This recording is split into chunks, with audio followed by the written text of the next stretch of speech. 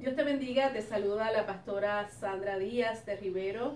Me encuentro en la ciudad de Cape Coral, en el suroeste de la Florida, pastoreando el Centro de Alabanza y Renovación Espiritual junto a mi esposo, pastor Eric Rivero, y quería invitarte a que escuches una palabra que tiene el potencial para cambiar, para transformar tu vida. Si de pronto el pecado tuyo o el pecado de otras personas ha dejado marcas y huellas en ti, quiero decirte que Dios está comprometido con tu restauración, así que yo te invito a escuchar esta palabra que tiene la capacidad de sanarte, tiene la capacidad de transformar tu vida. Escucha con atención. Segunda de Timoteo capítulo 3, versos del 1 al 5. Gracias. Qué lindo ver a nuestros jóvenes, ¿verdad? Superarse y avanzar y hacerlo con excelencia. Porque Dios nos manda a hacer las cosas con excelencia, ¿ven? Segunda de Timoteo capítulo 3, versos del 1 al 5, aunque nos vamos a concentrar solamente en los primeros dos versos hoy. Y quiero hablarte, como te estuve anunciando, acerca del carácter de los hombres de los últimos tiempos. La semana pasada, Dios nos estuvo hablando acerca de la iglesia de los últimos días. Si no estuviste aquí la semana pasada, es importante que te lleves esa grabación, ese CD, porque Dios nos habla por su palabra precisamente de lo que es el carácter, las características presentes en la iglesia de los últimos días, que es la iglesia de la Odisea, la iglesia que se denomina como la opinión del pueblo, amén, en donde la mayoría manda, la mayoría declara lo que se quiere hacer y lo que se tiene que hacer, y el gobierno y la autoridad de Cristo ha sido dejada a un lado. Y la iglesia de los últimos tiempos está compuesta por los hombres de los últimos tiempos, que tienen unas características especiales. Segunda de Timoteo, capítulo 3, versos del 1 al 5. También debes saber esto, que en los postreros días vendrán tiempos peligrosos.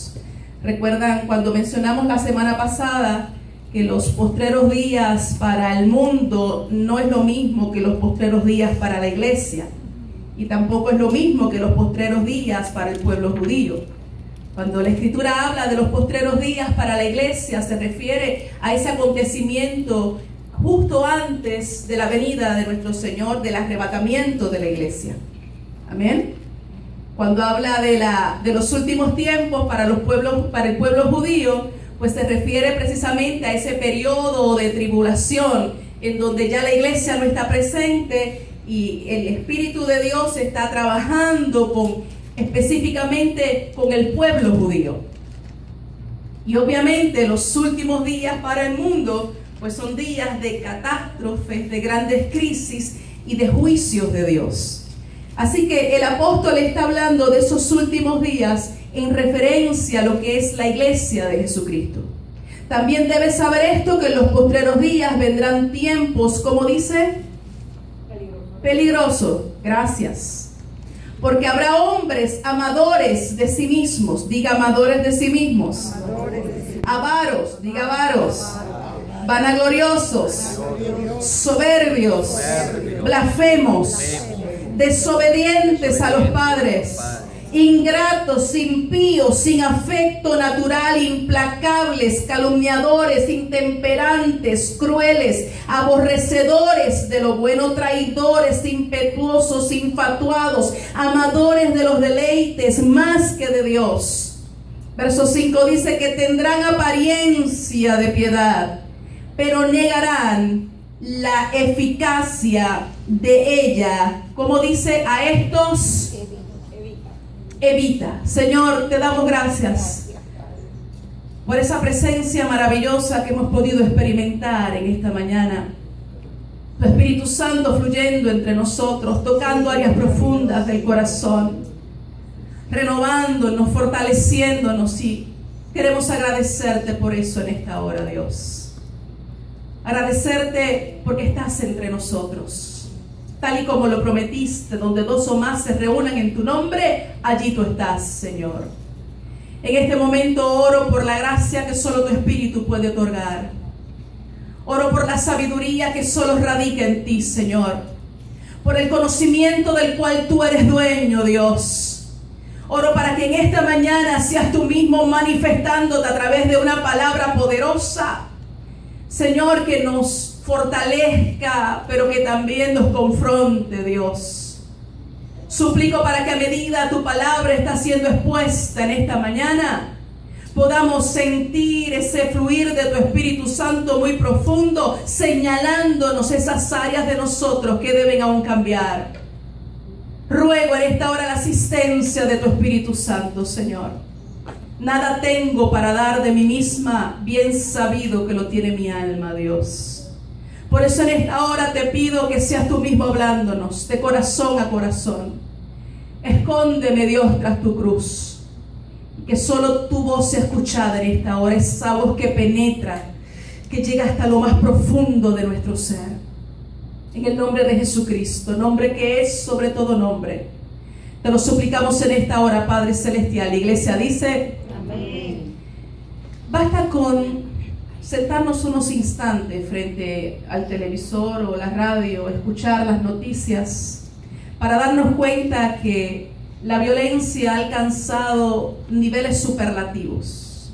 ¿Cuántos se han dado cuenta de eso? Amén. Son aterradoras las noticias. Padres contra hijos, hijos contra padres, discrimen, actos de violencia por causa de la raza, el color de la piel o el lugar de origen. Cada vez es más frecuente escuchar de este tipo de cosas. Lo que nosotros tenemos que entender es que ese crecimiento de la violencia en nuestros tiempos corresponde a lo que la Biblia llama el carácter del hombre de los últimos tiempos. Y la Biblia nos advierte precisamente, nos advierte sobre el carácter de los hombres de este tiempo que estamos nosotros viviendo. Y como te dije, vuelvo a repetirlo, cuando la Biblia habla en este contexto de tiempos finales, está hablando de ese momento antes de que la iglesia de Jesucristo sea arrebatada, la iglesia de Jesucristo sea quitada. Y yo quisiera volver a leerte solamente el encabezado de esto, pero debes saber esto. En otras palabras, no lo ignores, no lo olvides, debes saber esto, que en los últimos días vendrán tiempos difíciles, porque los hombres serán amadores de sí mismos, avaros, jactanciosos, soberbios. La Biblia dice que los últimos tiempos serían tiempos peligrosos, tiempos difíciles. ¿Por qué van a ser tiempos difíciles? Por el carácter de los hombres de los últimos tiempos, por la manera en que piensan, la manera en que se comportan. Y sabes que la palabra griega de la cual se traduce difíciles es chalepos, y lo dijimos la semana pasada, es la misma palabra que se utiliza para hablar acerca de hombres que estaban poseídos por demonios. En otras palabras, el carácter y los tiempos finales, parecerá que la gente va a estar endemoniada. Usted se va a dar cuenta precisamente cuando usted lee la escritura y luego levanta su mirada y comienza a ver la manera en que se comportan, la manera en que hablan las personas, usted va a concluir que ciertamente son momentos salvajes y peligrosos. Wow. Y salimos de nuestra casa y es como si entráramos a una selva, a una jungla, por todas las cosas terribles que se están viendo. Y el apóstol Pablo identifica 19 características de los hombres de los últimos tiempos y lo va a dividir en 3 grandes grupos. No se asuste, nosotros hoy vamos a hablar solamente de las primeras 4. ¿Ok? Dios mío, pastora. Oh, 19. Tranquilo. Vamos a hablar solamente de 4 por el momento. Así que vamos a estar trabajando solamente con lo que es el primer grupo, que comienza como. ¿Cuál es la primera descripción que da el apóstol? Amadores de sí mismos. Amadores de sí mismos. Amarse no es pecado. Amarse a sí mismo no es pecado. Pero hay una gran diferencia entre amarse a sí mismo y ser amadores de sí mismo. De hecho, una buena autoestima radica precisamente en amarse a uno mismo. Y esa buena autoestima te permite tener una relación saludable con tu prójimo. Si tú no te amas a ti mismo, tú no puedes tener una buena relación con los demás. De hecho, el primer mandamiento, ¿cuál es? Amarás a tu Dios con todo tu corazón, con todas tus fuerzas, con toda tu alma. ¿Y cómo? Y a tu prójimo como a ti mismo. Por favor, tome conciencia de lo que acabamos de decir. Amas a Dios sobre todas las cosas y amas a tu prójimo como a ti mismo. Eso es lo saludable. ¿Cuál es el problema con los amadores de sí mismos? Que ellos se aman a sí mismos más de lo que aman a Dios y más de lo que aman a su prójimo. Esa es la enorme diferencia. Y es esa actitud la que los lleva a aplastar a quien tengan que aplastar, hacerle daño a quien tengan que hacerle daño, por tal de ellos estar sobre. Mire, el amor nunca es malo. Amén. De hecho, el amor es el vínculo perfecto. Pero amarse a uno mismo más de lo que amas a Dios y de lo que amas a tu prójimo es el principio de terribles problemas. Porque si yo me amo más a mí, estoy declarando que amo menos a Dios. Wow. Amén. Y la Biblia nos enseña que tenemos que amar a Dios sobre todas las cosas. ¿Y cómo yo muestro que realmente amo a Dios sobre todas las cosas? Porque uno habla con las personas y todo el mundo dice que ama a Dios sobre todas las cosas. Pero ¿cómo realmente mostramos nosotros que amamos a Dios sobre todas las cosas? ¿Qué dice la Biblia? ¿Cuál es el parámetro que pone la Biblia, que pone Dios para determinar realmente si tú lo amas a Él sobre todas las cosas? Obediencia. Lo dice la Escritura. Si me amas, mi palabra guardarás. Y eso se resume maravillosamente en una sola palabra: obediencia. Es decir, que cuando yo amo a Dios más que a mí mismo, yo me voy a encontrar haciendo cosas que no son necesariamente mi primera opción, pero son la primera opción de Dios. No es quizás lo que mi carne quisiera hacer, no es quizás lo que a mí me conviene hacer en mis propios deleites, pero es lo que Dios ha determinado y me ha dicho que quiere que yo haga. Y cuando yo soy obediente y me sujeto y me someto a eso, yo estoy mostrando que amo a Dios más de lo que me amo a mí misma. Amén. Cuando yo soy capaz de sacrificarme por el bien común, estoy mostrando que amo a mi prójimo como me amo a mí misma. Amén. Cuando no busco solo mi conveniencia, mi beneficio, sino que pienso también en los demás. Eso me lleva a la consideración, eso me lleva al respeto, eso me lleva a la empatía, me lleva a la solidaridad, me lleva a la compasión, me lleva a la misericordia, y eso se resume en buenas obras. ¿Cuántos me están entendiendo? Amén.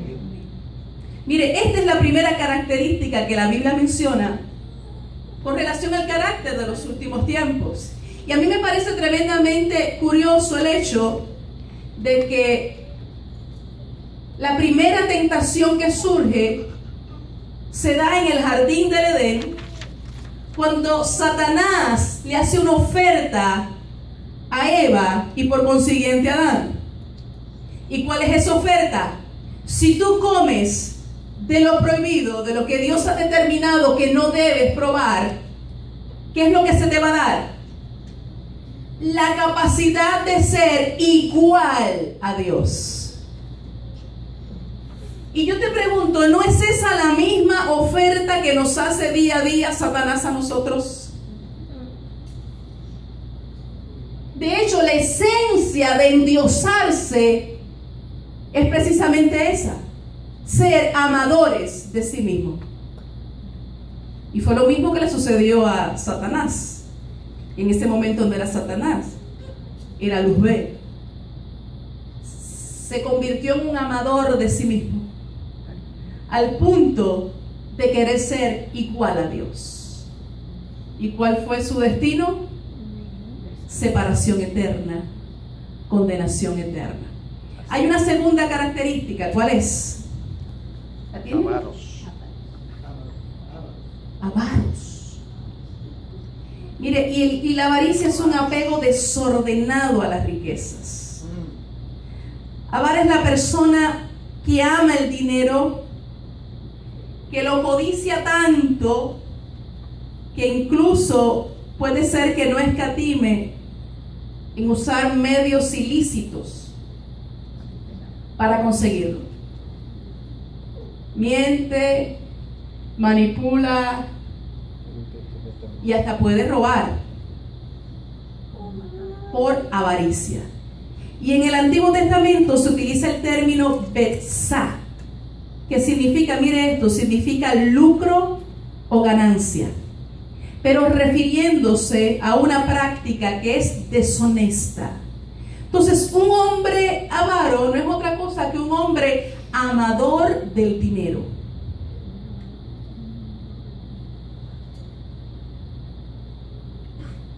Y es una de las tentaciones más grandes con las que tenemos que lidiar en esta generación. Porque si usted se ha fijado, todo termina en dinero. ¿No es así? ¿Cuántas horas al día pensamos en dinero?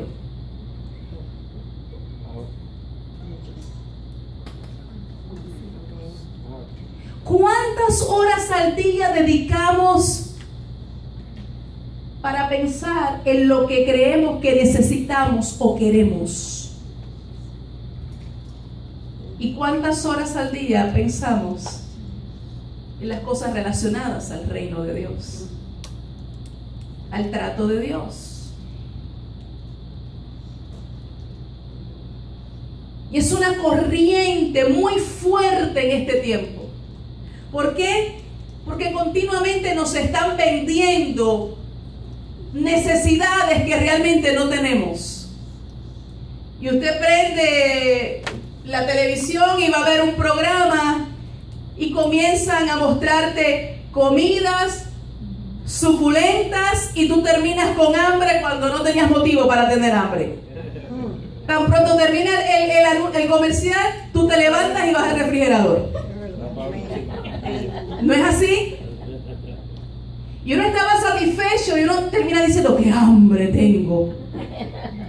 Se te metió por los ojos y tú miraste la televisión, miraste un programa, miraste una película y viste carros, y viste joyas, y viste casas hermosas, y viste ropa preciosa. Y terminas con una insatisfacción, porque cuando vas a tu closet no tienes nada de eso. Cuando abres el garaje no tienes ese carro. Y cuando abres bien los ojos tampoco tienes esa casa. Y ni se diga de todas las muchachas lindas que ponen y todos los hombres guapos que presentan. Y es muy probable que no lo tienes. Gracias, pastor. Aleluya. Y tú ves ese modelo ahí y miras un galán y cuando miras al lado tienes un galón. Eso no es mi caso, eso no es mi caso. Y el hombre ve a esa mujer ahí tremenda, ¿verdad? Con curvas, hermosa, preciosa. Y mira para el lado y tiene una mujer prudente.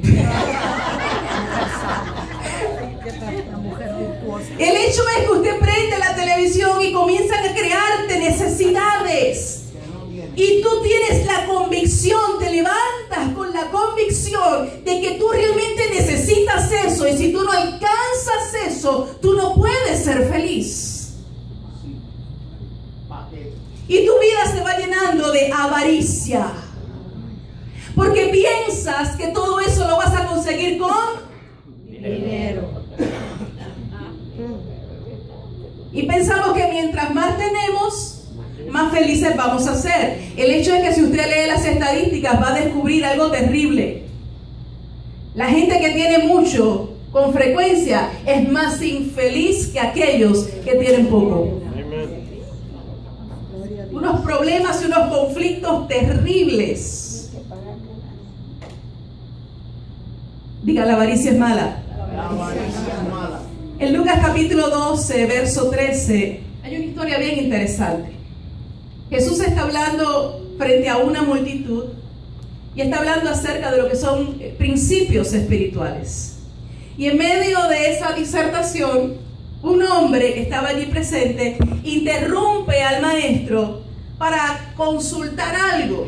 Este hombre estaba teniendo una disputa con su hermano por causa de una herencia. Eso es como si ahora mismo yo les estuviese predicando a ustedes, les estoy predicando, y alguno de ustedes levantara la mano para decirme: pastora, yo no tengo dinero para pagar la casa. En medio de una predicación donde se están trabajando principios de vida eternos, importantes, este hombre le dice: Rabí, yo tengo problemas con mi hermano porque no nos podemos poner de acuerdo acerca de la herencia que nos dejó papá. Al igual que muchos de nosotros, nos quedamos encajados solo en lo que son los problemas naturales. Y para nosotros se convierte más importante resolver mi problema natural que escuchar lo que Jesús tiene que hablarme, aquello que es eterno. ¿Y cuántas veces, hermanos, nosotros no nos hemos perdido una buena enseñanza espiritual por estar pensando en los problemas que tenemos nosotros? Que de hecho, la mayoría de ellos siempre son económicos. Dígame si hijo no es cierto. ¿Sabe lo que dicen las estadísticas? Las estadísticas dicen, por lo menos hace unos cuantos años atrás, que los problemas financieros es de las cosas que más provoca rupturas en la relación matrimonial, por las tensiones que se crean en el hogar. Y Dios hablándonos y nosotros pensando: mañana se vence el pago, ¿cómo voy a hacer? Y el predicador nos puede ver muy concentrados, incluso hacemos así, y lo que estamos es sacando cuentas en la cabeza de lo que tenemos que hacer, cómo vamos a hacer, qué estrategias vamos a utilizar. Y dice: wow, como está recibiendo mis hermanos. Como decían en mi país: sí, Pepe. Pero saben que la avaricia es un vicio que daña al hombre. Incluso le impide utilizar los bienes que posee. Lo hace insensato y duro, tacaño para con sus semejantes. Y esto es terrible. Es terrible esto, hermanos, porque endurece el corazón. La avaricia nos hace esclavos del dinero, por lo tanto nos hace caer en lo que es idolatría, y esa idolatría nos aparta de lo que son los deberes, el cumplimiento del propósito de Dios, y no solamente para con Dios, sino también para con nuestro prójimo.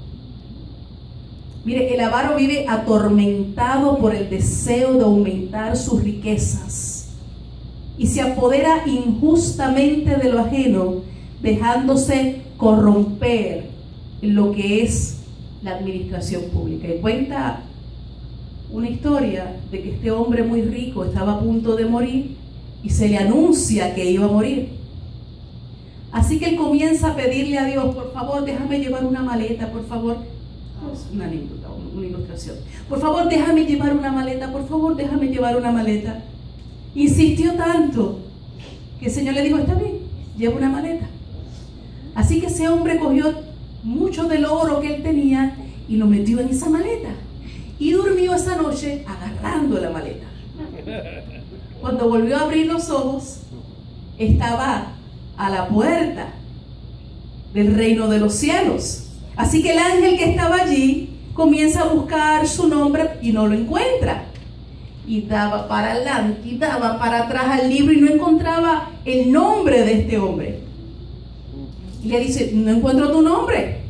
Y él dice, imposible, imposible, porque a mí me dieron permiso para traer esta maleta, así que busca bien porque mi nombre tiene que estar ahí. Así que aquel ángel busca otro ángel de mayor rango y hablan entre sí y deciden pues que van a ver primero lo que hay en la maleta, ¿verdad? Y luego le van a abrir la puerta. Así que cuando abren la maleta, encuentran toda aquella maleta llena de oro. Y el ángel comienza a reírse, le da un ataque de risa al ángel. Y el hombre dice, ¿y de qué usted se ríe? Porque tú lo que has traído es puro pavimento. Porque aquí las calles son de oro. ¿A quién se le ocurre traer pavimento?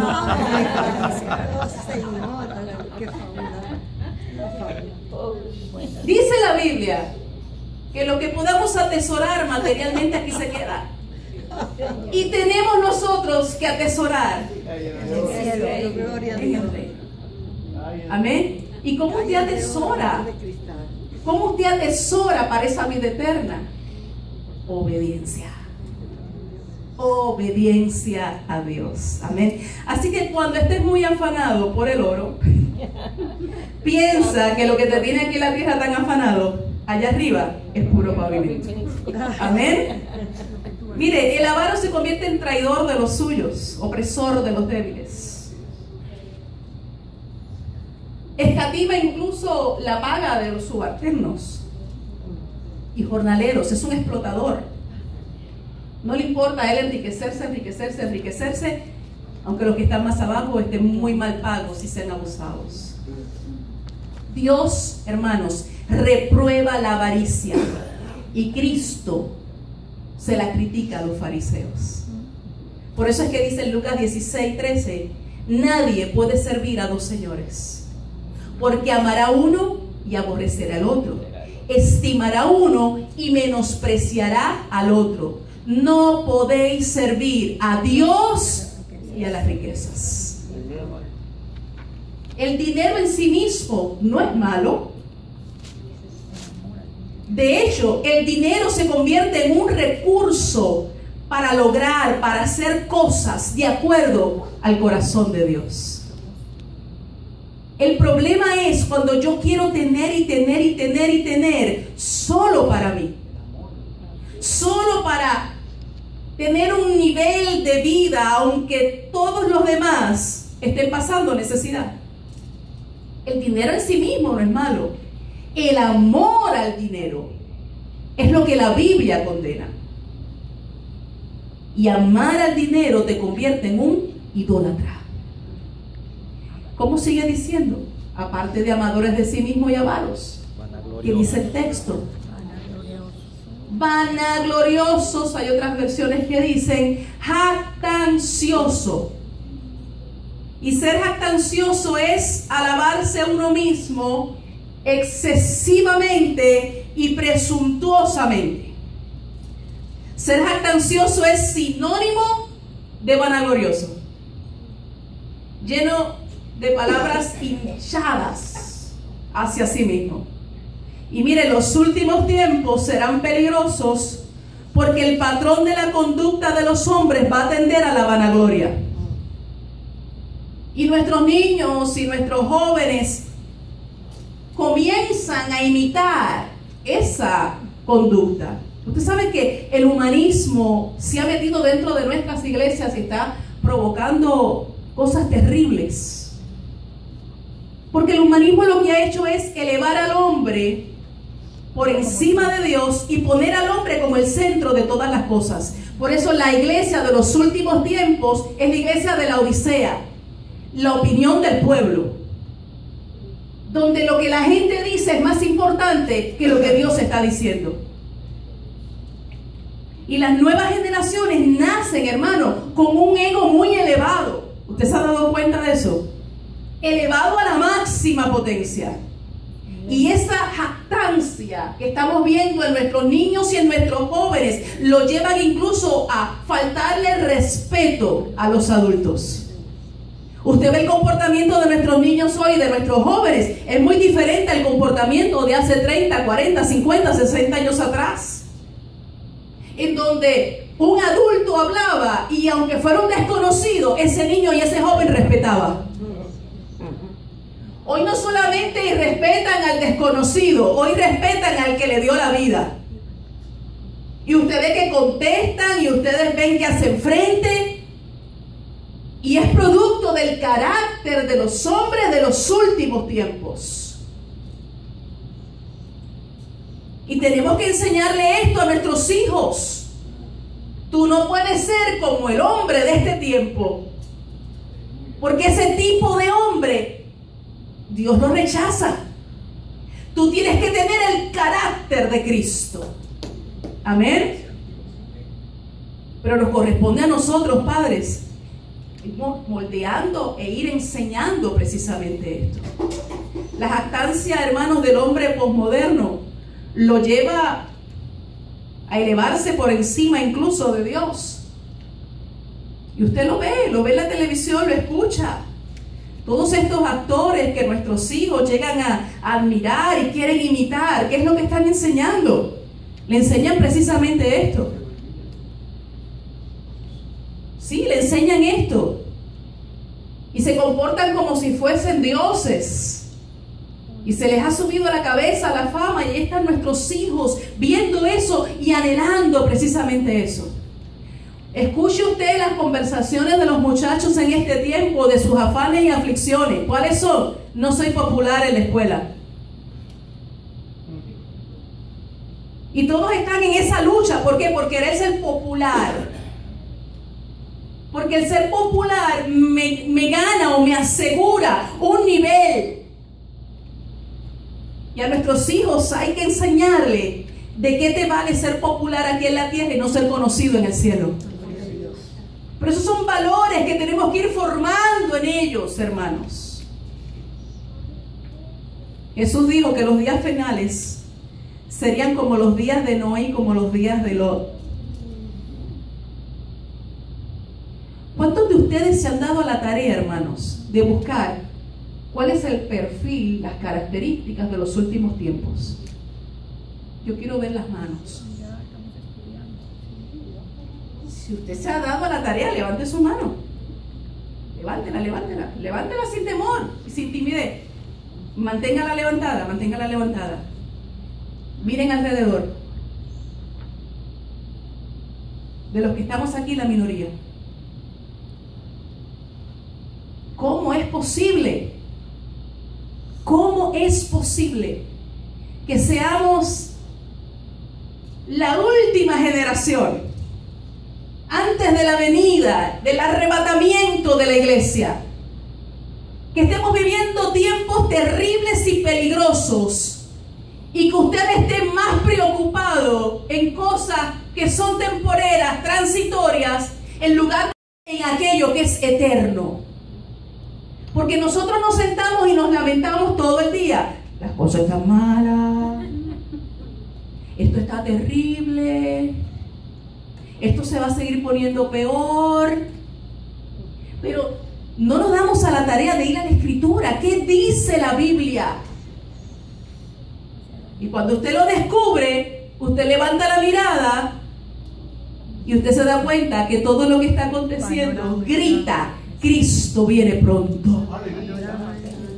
Te lo voy a volver a repetir: Cristo viene pronto. ¿Qué es lo que te tiene tan afanado y tan preocupado? Cristo viene pronto. ¿Qué es lo que te tiene tan oprimido? Cristo viene pronto. Amén.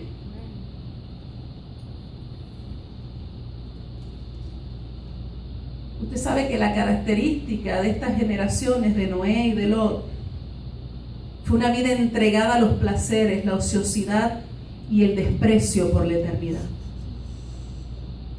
Y la Biblia dice que esta última generación, antes de la venida de Cristo, se caracterizaría por esto: vida entregada a los placeres, la ociosidad y el desprecio por las cosas eternas. Te pregunto con respeto, ¿te encontrarás tú en ese mismo botecito? Buscando solo placer, comodidad, diversión, algo que me relaje. ¿Usted se acuerda cuando antes las películas duraban 1 hora y 15 minutos? ¿Usted se acuerda de eso? Después no las subieron a 1 hora y media. Después a 1 hora y 45. Después a 2 horas. Y ya van casi por 2 horas y 15, 2 horas y media.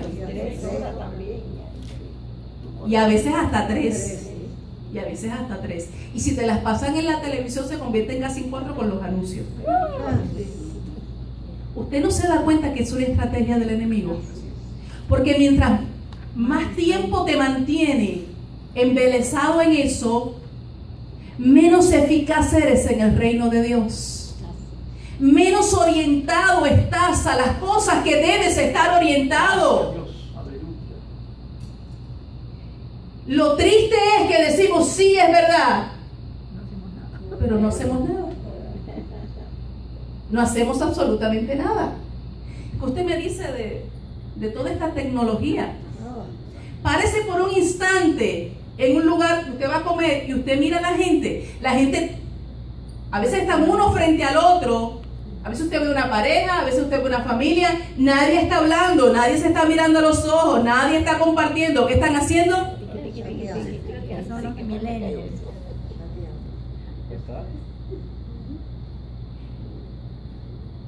¿Y cuál es el mover de todo esto? Desconectarte de la realidad. Para que no pienses. Y quizás no te metes droga, quizás no te emborrachas, que es lo que buscan los que se meten droga y los que se emborrachan, desconectar de la realidad. Pero te sientas frente al televisor o tienes tu iPad, tu iPod, tu tableta, lo que sea, y te metes horas desconectando. Y no se dan cuenta que de lo que te estás desconectando es de tu propósito. Te estás desconectando del que es fuente de vida. Te estás desconectando de aquel que te da la sabiduría, el poder, la fortaleza para caminar en victoria. Tenemos que abrir los ojos, tenemos que despertar. Es parte de la corriente de este mundo. Y nos preguntamos por qué estamos tan frágiles, tan débiles, tan cabizbajos, tan abatidos por las situaciones, porque estamos desconectados. Estamos desconectados de la vida de Cristo. Solución a esto: hay que correr a la presencia de Dios. Tenemos que conectarnos con Él, la fuente de vida, el dador de vida, de quien único procede salvación. Y el primer grupo termina con hombres soberbios. Es la actitud de tener una estima de uno mismo desmedida y al mismo tiempo despreciar a los demás. Los hombres soberbios son arrogantes, altaneros, imperiosos. Conducta que hacen daño y destruye la vida espiritual, sencillamente porque no les permite acercarse a Dios. Usted ve la gente de este tiempo. La gente de este tiempo siente que no necesita a Dios, hasta que son confrontados con su impotencia. Ahí recuerdan que no son Dios y que necesitan un ser supremo. Si usted se ha dado cuenta, y estoy ya casi cerrando, es un proceso degenerativo del alma humana que conduce a lo que es la rebelión. Comienza con amarse a sí mismo más que a cualquier otro. Continúa con la idolatría de la avaricia por acumular. Luego se levanta la jactancia del superhombre que ha conseguido tener bienes materiales, poder y dominio sobre otros. Y se eleva con soberbia que termina en rebelión contra Dios. Fue el mismo proceso que vivió Lucifer después de ser creado y puesto para dirigir lo que es la alabanza en los cielos.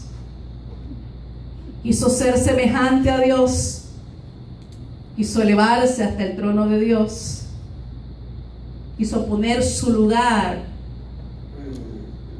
junto a Dios.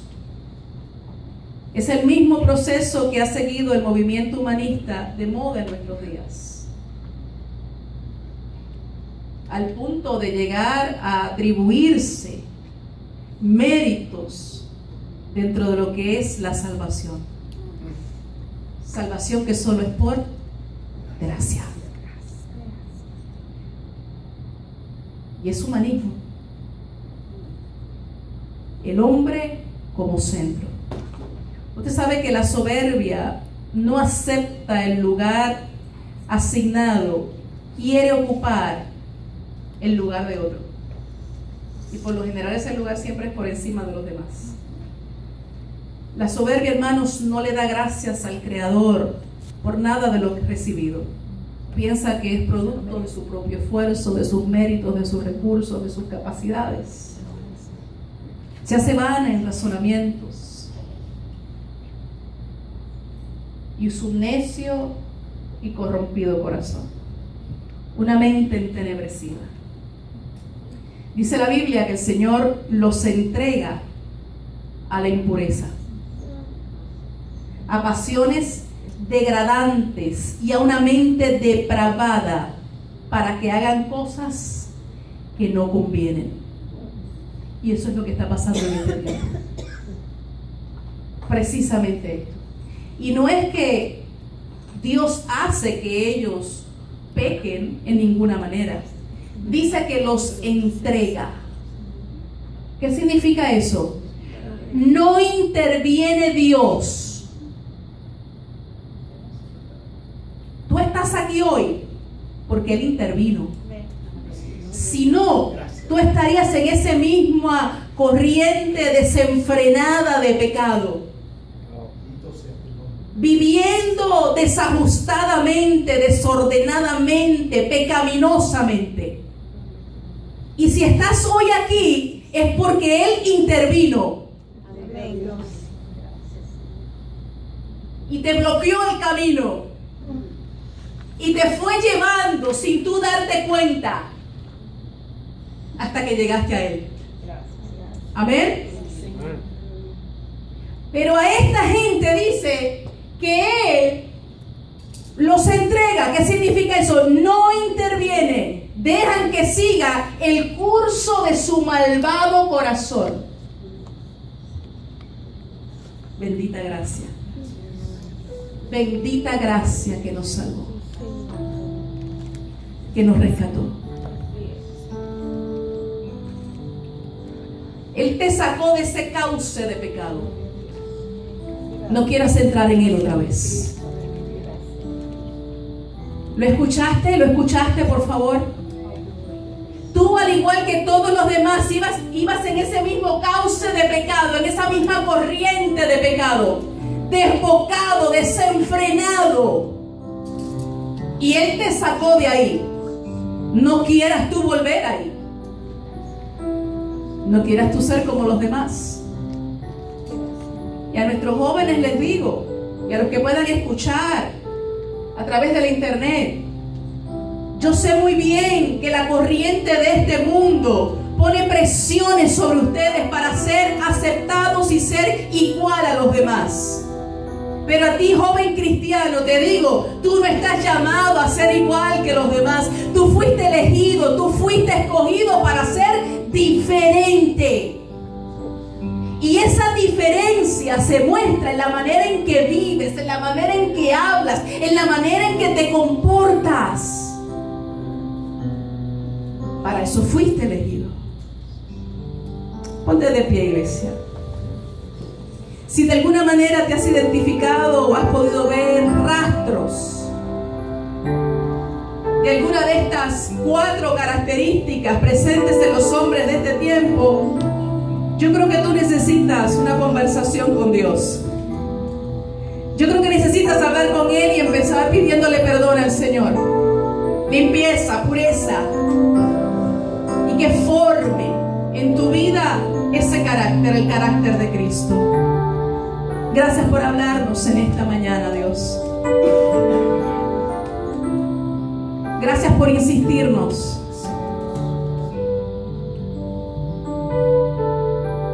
Gracias por confrontarnos. Porque como Padre amante que eres, corrige nuestras vidas.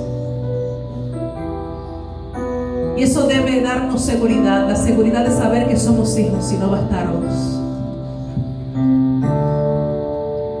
Son tiempos difíciles, salvajes, tiempos peligrosos, como dice la Escritura. Vemos conductas de tal agresividad en las personas, comportamientos aberrantes. Y es como si al mirar a muchos ya no quedara ningún rastro de que son imagen y semejanza tuya, Señor. Y para un tiempo como este nos has llamado, Dios, para mostrarle al mundo que solo tú eres salvación. Que cuando entras a nuestra vida deshecha, arruinada por el pecado, comienzas a formar en cada uno de nosotros esa imagen, ese parecido a ti, Señor. Ayúdanos, Dios. Ayúdanos en medio de estos tiempos difíciles y peligrosos. Ayúdanos cuando el afán, la ansiedad, las preocupaciones por cosas temporeras y vanas se apoderan de nuestra mente, de nuestros pensamientos, de nuestro tiempo, Señor. Ayúdanos a vencer en esta lucha en la que estamos todos. Límpianos, Dios. Límpianos de tantas cosas que el mundo ha ido colocando en nosotros. Límpianos, santifícanos, Señor. Como iglesia, ayúdanos a entender aquello que para ti realmente es importante. Como dice la Escritura, Dios, tus ojos están en nuestro corazón. Tú miras nuestro corazón, Señor. ¿De qué nos vale una vida de apariencia de piedad, si nuestros corazones están lejos de ti? Si ahí hay orgullo, hay vanidad, hay celos, envidias, contiendas, desobediencia, rebeldía. Examina nuestros corazones, Señor. Ayúdanos a descubrir el verdadero valor que tenemos, Dios.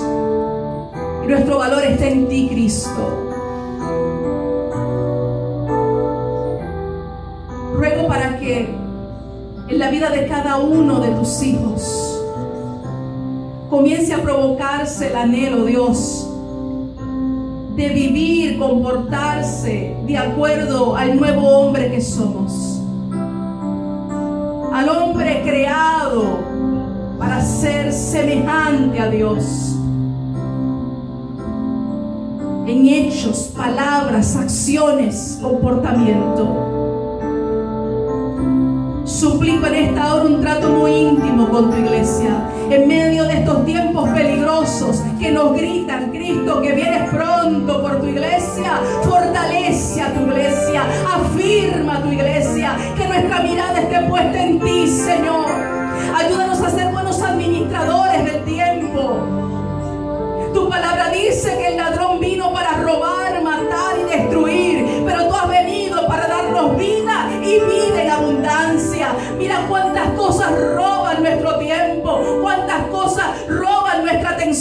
pasión, Señor, nuestro empuje, nuestra dedicación. Abre nuestros ojos para que podamos discernir el tiempo en el cual estamos y podamos caminar en victoria, Dios. Te lo suplico, Padre Celestial, en el poderoso nombre de Cristo Jesús. El mensaje de Dios haya hablado a tu vida. De hecho, si mientras estabas escuchando sentiste como si alguien me hubiese hablado acerca de ti, de lo que tú estás pasando, eso tiene una razón de ser. Es que Dios estaba hablando directamente contigo. Romanos capítulo 10, verso 9 dice: si confesares con tu boca que Jesús es el Señor y creyeres en tu corazón que Dios le levantó de los muertos, serás salvo. Yo quisiera preguntarte si alguna vez has tenido la oportunidad de confesar públicamente a Jesucristo como el Salvador personal de tu vida. Si nunca antes lo has hecho, si nunca antes lo has invitado de una manera formal a entrar a tu vida, lo has confesado a Él como ese Señor y ese Salvador personal, es muy sencillo, es muy fácil de hacer. Basta con que ahora mismo, ahí donde tú te puedas encontrar, si tienes la oportunidad, puedas cerrar tus ojos, puedas hacer esta simple oración. Dice la Biblia que si tú le confiesas como tu Salvador personal, Él entra a tu vida, Él perdona tu pecado y te conviertes desde ese instante en hijo de Dios. Así que si Dios te ha hablado a través de este mensaje y tú reconoces que tú tienes necesidad de Dios, basta con que hagas esta sencilla oración. Señor Jesús, reconozco que soy un pecador, recibo la palabra que has hablado a mi vida hoy y te confieso como mi Salvador personal. Te pido que entres a mi vida, te pido que perdones todos mis pecados. Te suplico en esta hora que me llenes con tu Santo Espíritu. En el nombre poderoso de Cristo Jesús. Amén y amén. Este es el primer paso. No es el único, tan solo es el primer paso. Necesitas ahora ir a una congregación, una iglesia en donde se predique que solo Jesucristo y solo a través de Jesucristo hay salvación. Una congregación donde se predique que toda la Escritura es inspirada por Dios y es útil para corregirte, para edificarte, para llevarte a una dimensión mayor en donde tú aprendas a caminar en compañerismo con Dios. Si vives en la ciudad de Cape Coral, qué gusto nos daría que nos pudieras visitar, que te reunieras con nosotros, que te congregaras aquí y todos juntos alabáramos al Señor. Dios te bendiga.